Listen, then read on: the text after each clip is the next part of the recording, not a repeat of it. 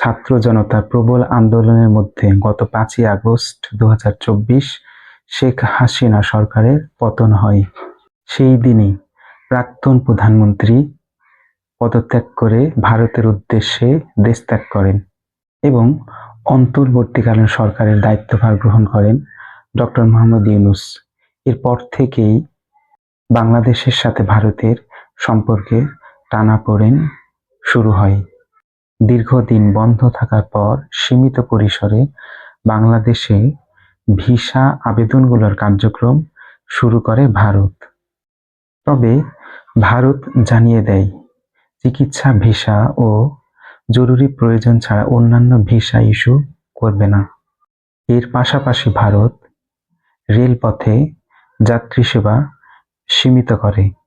এর ফলে এর প্রভাব পড়েছে ভারতের ভ্রমণ খাতেও।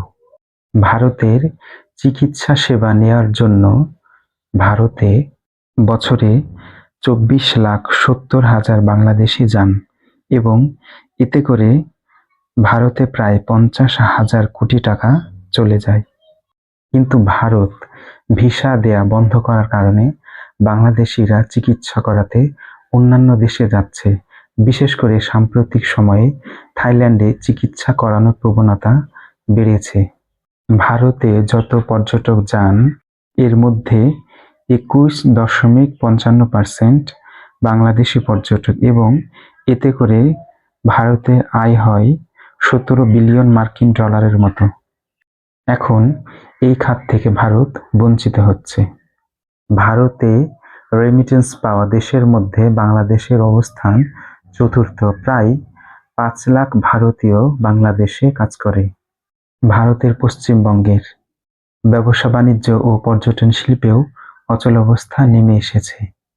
মিনি বাংলাদেশ হিসেবে পরিচিত ভারতের পশ্চিমবঙ্গের মার্কুইস স্ট্রিটে হাহাকার করছেন ব্যবসায়ীরা। বাংলাদেশি ভ্রমণকারীর সংখ্যা কমে যাওয়ার ফলে হোটেল বাণিজ্য নিম্নমুখী। রেস্তোরাঁগুলো তাদের কার্যক্রম সীমিত করতে বাধ্য হয়েছে। Marquis street, free school street, Kyd street এবং স্যাডার স্ট্রিটের মতো এলাকাগুলো জনমানবহীন রূপ ধারণ করেছে। বাংলাদেশের পররাষ্ট্র উপদেষ্টা তৌহিদ হোসেন সম্প্রতি বাংলাদেশ-ভারত সম্পর্ক প্রসঙ্গে বলেছেন, ৫ তারিখের আগে ও পরে সরকারের মধ্যে তফাৎ আছে। এই বাস্তবতাকে মেনে নিয়ে সম্পর্ক এগিয়ে নিতে হবে।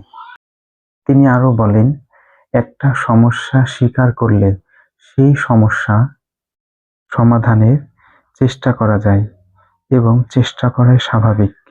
আমরা ভারতের সাথে একটা স্বাভাবিক ভালো সুসম্পর্ক চাই, পরস্পরের স্বার্থ ঠিক রেখে। আশা করি ভিডিওটি আপনাদের ভালো লেগেছে। পরবর্তীতে দেখা হবে নতুন কোনো ভিডিও নিয়ে। আপনারা সকলেই ভালো থাকবেন।